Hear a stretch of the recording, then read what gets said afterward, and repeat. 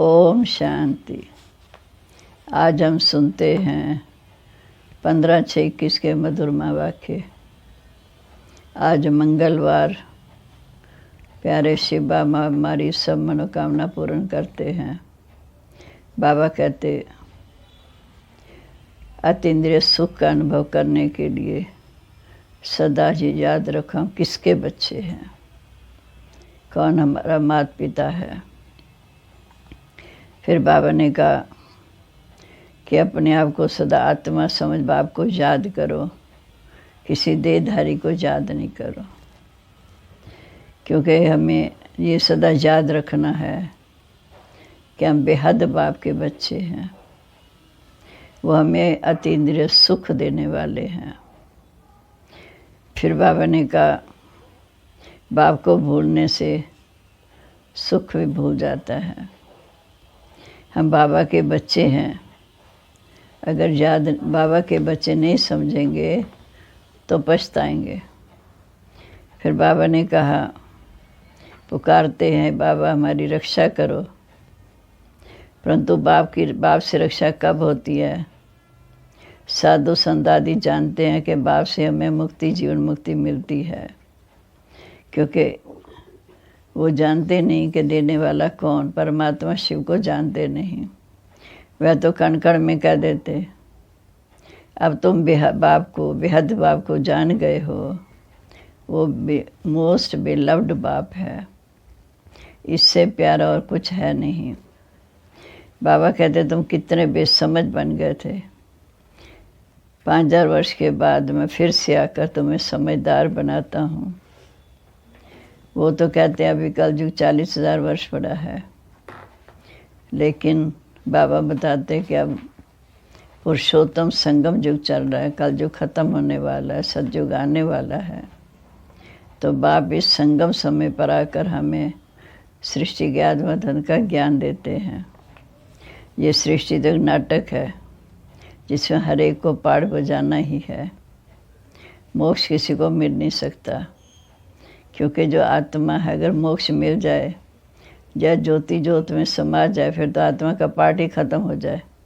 लेकिन आत्मा विनाशी है, उसका सृष्टि पर पाठ चलना ज़रूर है, इसलिए किसी को मोक्ष नहीं मिल सकता, ना कोई ज्योति ज्योत में समा सकता। फिर कई परमात्मा को सर्वव्यापी कह देते हैं कण कण में, लेकिन परमात्मा सर्वव्यापी भी नहीं है। वह परम धाम का रहने वाला है, स्वयं आकर हमें अपनी पहचान देते हैं, क्योंकि वो हमारा दुख हरता सुखदाता है। इस समय हमारे दुख हर कर हमें सतयुग की नई दुनिया में सुखी बनाता है। फिर बाबा ने कहा कि बाप आकर इस समय हमें स्वयं अपना परिचय देते हैं ब्रह्मा तन के द्वारा, क्योंकि अगर उसमें ना आए तो हमें परिचय कैसे दे। तो इसलिए बाप को जितना याद करेंगे उतना बेहद वर्ष के अधिकारी बनेंगे। अब हम सुनते हैं इनके महावाक्य।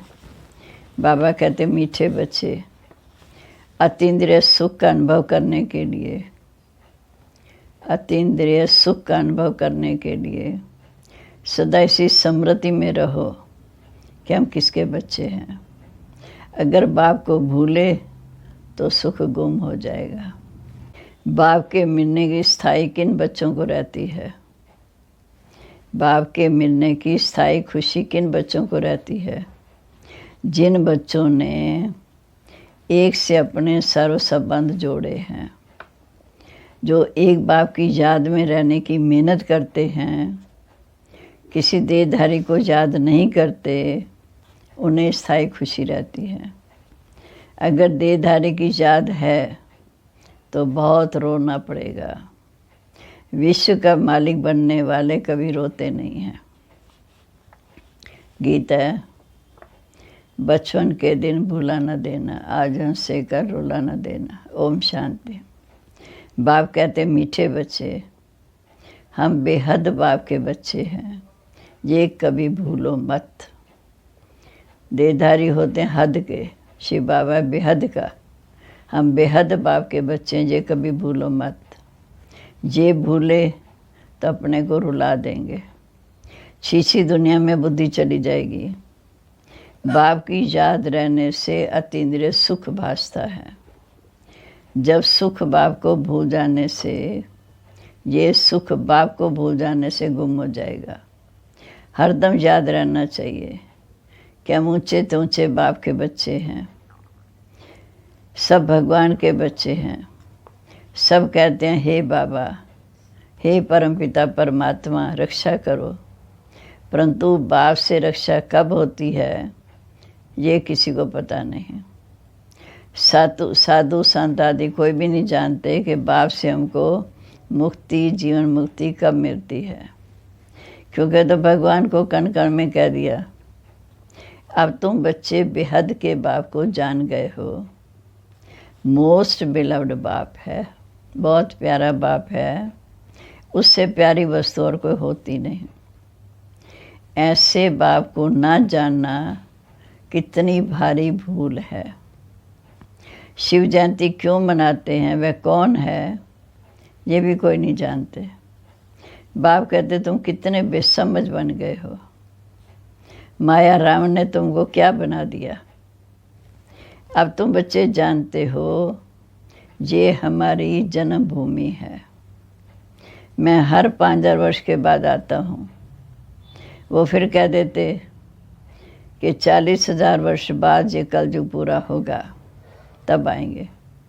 वो तो कलयुग गया जो अभी 40,000 वर्ष बताते हैं। चित्र भी दिखाया जाता है त्रिमूर्ति का।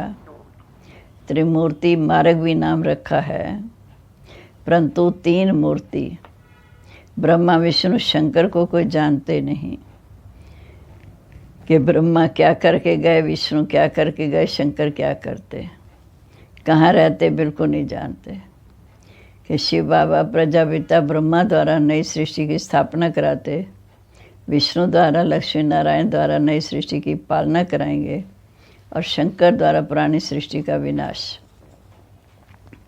बिल्कुल इस समय घोर अंधकार में है। बाप है रचता, उनकी ये कितनी बड़ी रचना है, कितना बेहद का नाटक है। इसमें बेहद के मनुष्य रहते हैं। आज से 5000 वर्ष पहले जब सतयुग था, भारत में जब इन लक्ष्मी नारायण का राज्य था तो और कोई राज्य नहीं था। भगवती श्री लक्ष्मी भगवान श्री नारायण को कहा जाता। राम सीता को भी भगवान राम भगवती सीता कहते। अब ये भगवान नारायण भगवती लक्ष्मी कहाँ से आए? ज़रूर राज्य करके गए, परंतु उनकी जीवन कहानी तो कोई जानता नहीं कि इतना ऊंचा पद उनको कैसे मिला। सिर्फ गाते रहते हैं कि भगवान दुख हरता सुख करता। ये किसी की बुद्धि में नहीं आता कि वह दुख हरता सुख करता कैसे है, कौन सा सुख सबको दिया और कब सबका दुख हरा, कुछ भी नहीं जानते। तुम बच्चे अभी यहाँ राजयोग सीख रहे हो।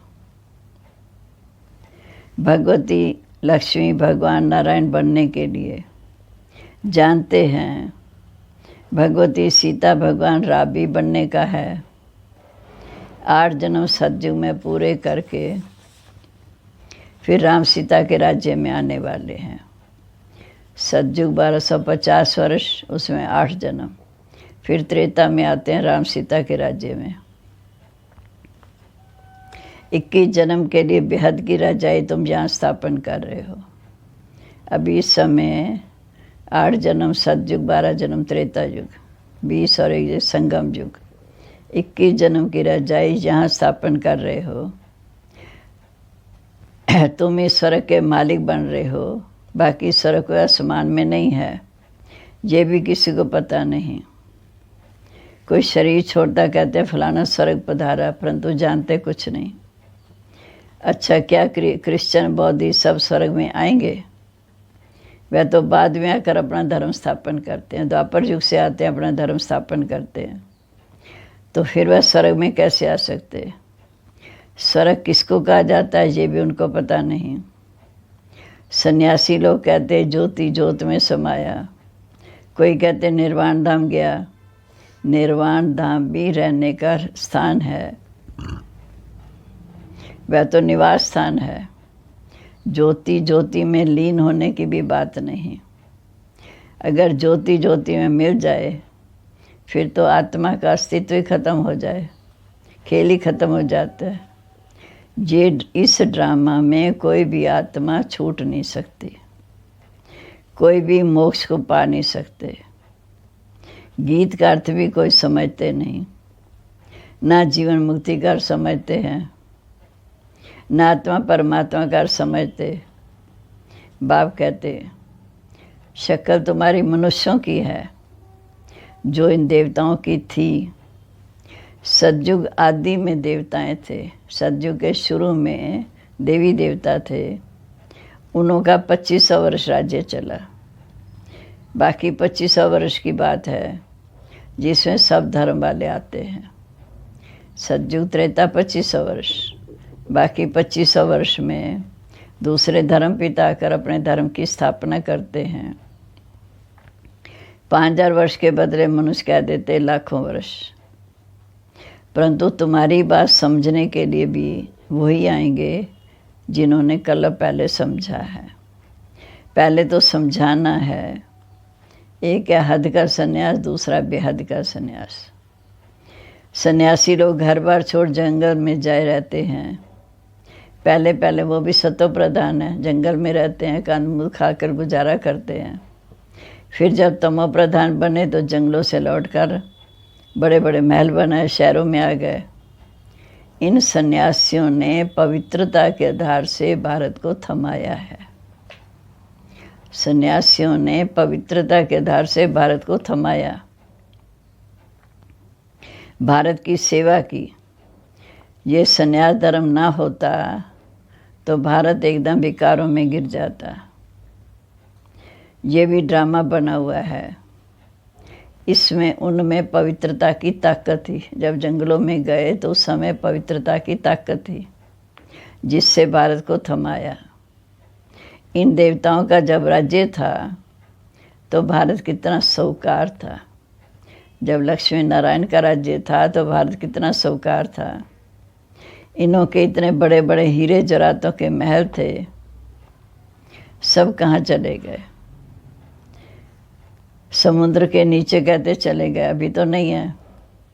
सोने के महल आदि थे, तभी मंदिरों में हीरे जवाहरात लगाए हैं। सतयुग त्रेता में थे, फिर द्वापर में जब मंदिर बने उसमें भी काफ़ी हीरे जवाहरात लगाए हैं।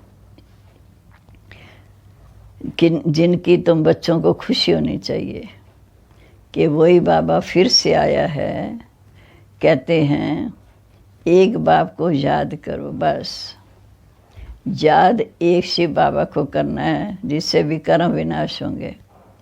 परंतु ये भूल जाते हैं तो देहधारियों की याद आ जाती। देहधारी की याद से कुछ भी फायदा नहीं। बाप कहते माँ में कम याद करो, किसी भी देहधारी को याद नहीं करो। कहते हैं एक बाप की याद से कमाई है। हम शिव बाबा के बच्चे हैं, हमें उनसे वर्षा लेना है। इस समय बाप को याद ना किया तो पीछे बहुत बहुत पछताना पड़ेगा। विश्व का मालिक बनने वालों को रोने की क्या दरकार? अगर इस समय आप याद नहीं करेंगे तो बाद में रोना पड़ेगा, पछताना पड़ेगा। विश्व का मालिक बनने वालों को रोने की क्या दरकार? तुम जब बाप को भूलते हो तो माया थप्पड़ मारती है। इसलिए बाबा बार बार समझाते हैं कि एक बाप को याद करो और वर्षे को याद करो।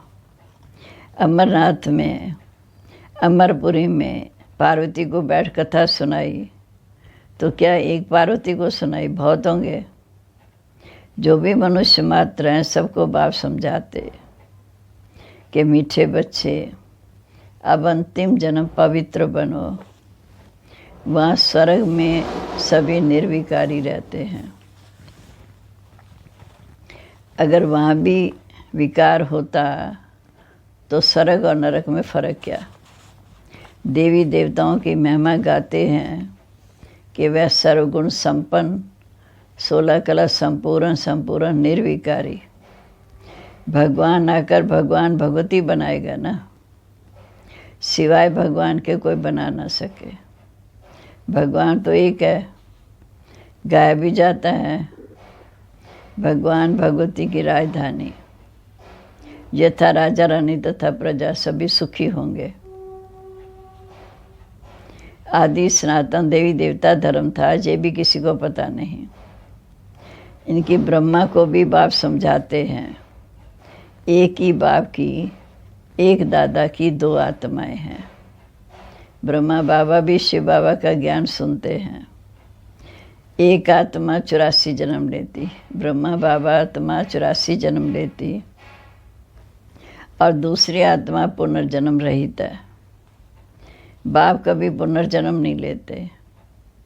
एक ही बाप आकर सारे विश्व को पवित्र बनाने के लिए हमको राजयोग सिखाते हैं। बाप तुमको समझाते हैं कि मैंने इनमें प्रवेश किया, ये 84 जन्म भोग आए हैं, अब इनके बहुत जन्मों का ये अंतिम जन्म है। अब मैं निराकार हूँ, तो कैसे आकर बच्चों को राजयोग सिखाऊंगा? प्रेरणा से तो कुछ हो ना सके।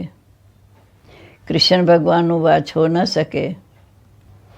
वह तो सज्जू का प्रिंस है, 16 कला संपूर्ण संपूर्ण निर्विकारी है। फिर त्रेता में होते हैं 14 कला संपूर्ण। तो द्वापर में कृष्ण क्यों ले गए? उनको तो पहले आना चाहिए, क्योंकि कृष्ण 16 कला संपूर्ण है। तो बाप समझाते, मीठे बच्चे पहले बाप को याद करो, नहीं तो एकदम माया थप्पड़ मार देगी। छुई मुई का एक झाड़ होता है ना, हाथ लगाओ तो मुरझा जाए, तुम्हारा भी ऐसा हाल है। बाप को याद नहीं किया तो खलास। गीत में भी सुना ना कि बचपन के दिन भुला न देना। बाप को भूले तो कहाँ न कहाँ चोट लग जाएगी। बाप कहते, बच्चे तुम हमारे बच्चे हो। इनके लौकिक माँ बहन ये तो परलौकिक बाप है, इनको फिर अलौकिक बाप कहा जाता।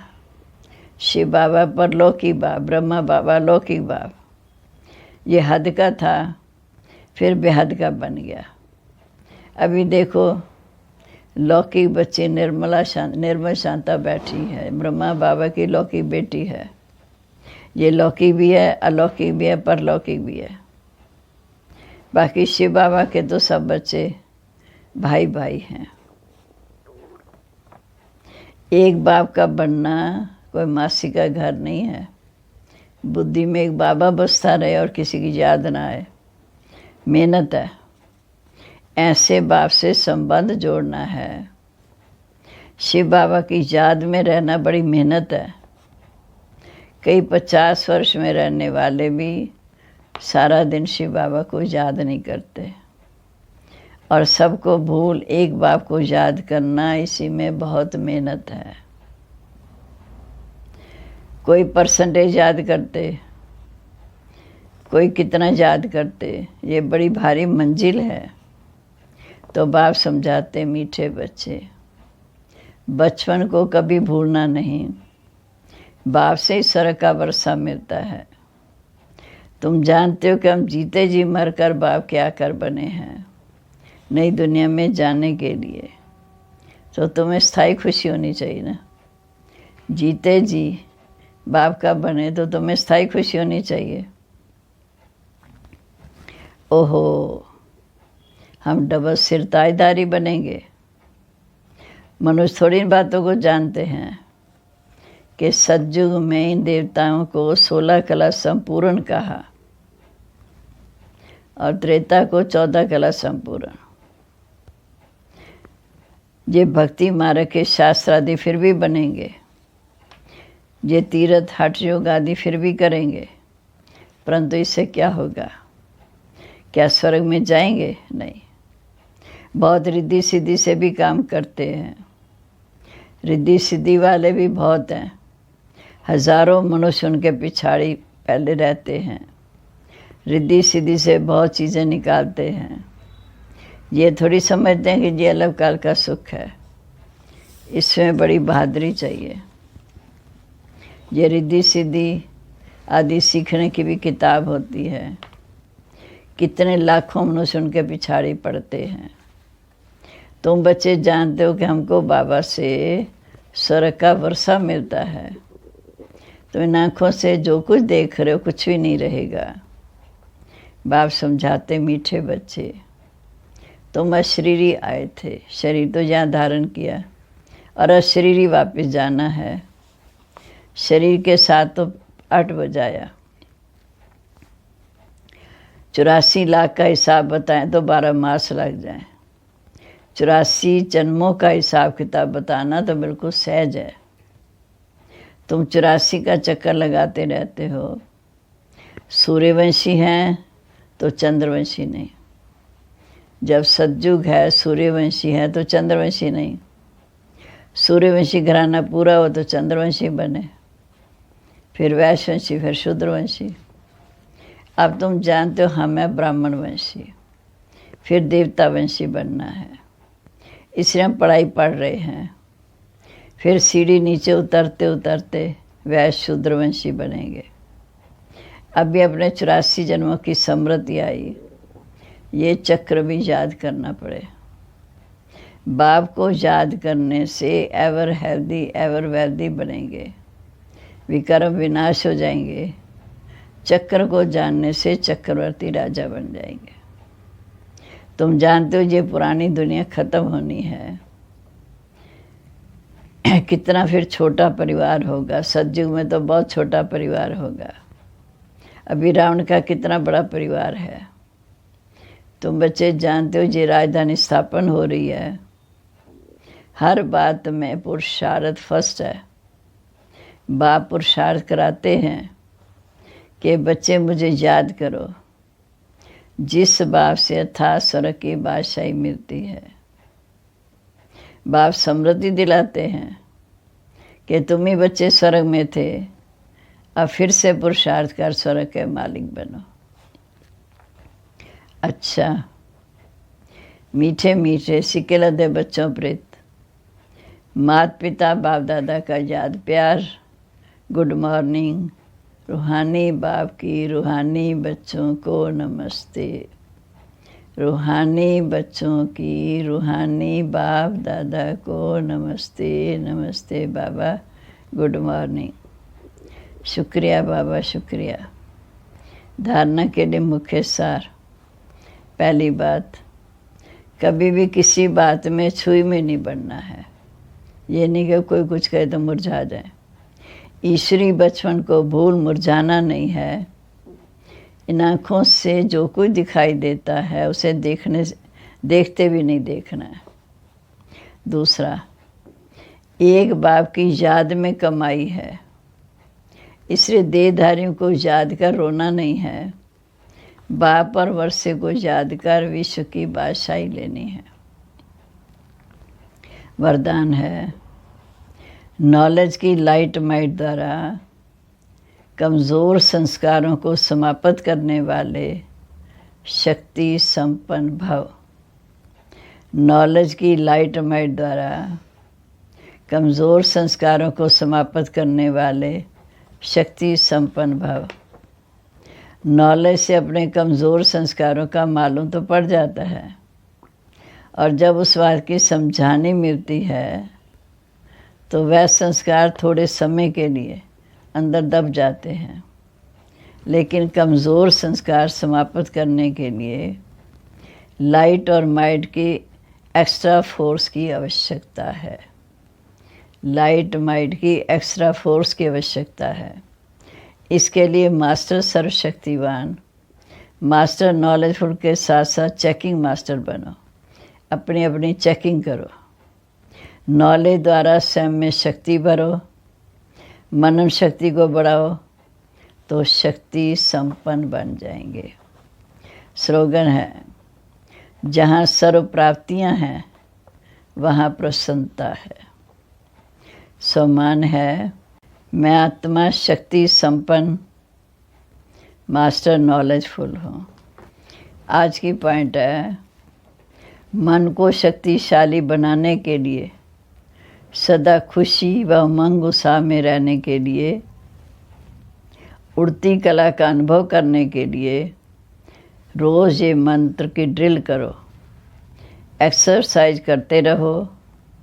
जब संकल्प शक्ति कंट्रोल में ना आए तो उसे अशरीरी भाव का इंजेक्शन लगा दो। जब संकल्प शक्ति कंट्रोल में ना आए तो उसे अशरीरी भाव का इंजेक्शन लगा दो। व्यक्त में रहते अव्यक्त में उड़ना सीखो। मम्मा की पॉइंट है, सदा शीतल स्वभाव और मीठे बोल उच्चारण करने वाली माँ का सदा यही लक्ष्य रहा कि सबके दुख दूर करूं। शीतल स्वभाव, मीठे बोल उच्चारण करने वाली माँ का सदा यही लक्ष्य रहा कि सबके दुख दूर करूं। किसी भी हालत में, किसी भी बात में मम्मा को कभी क्रोध नहीं आया, परंतु क्रोध तो क्या, वेश भी नहीं आया। मम्मा का तेज़ आवाज़ हमने कभी सुना नहीं। मम्मा शांति के अवतार, प्रेम की मूर्त थी। ऐसे हम सबको मम्मा समान बनना है। शांति अवतार, प्रेम की मूर्त, ऐसा हम सबको मम्मा समान बनना है। ओम शांति।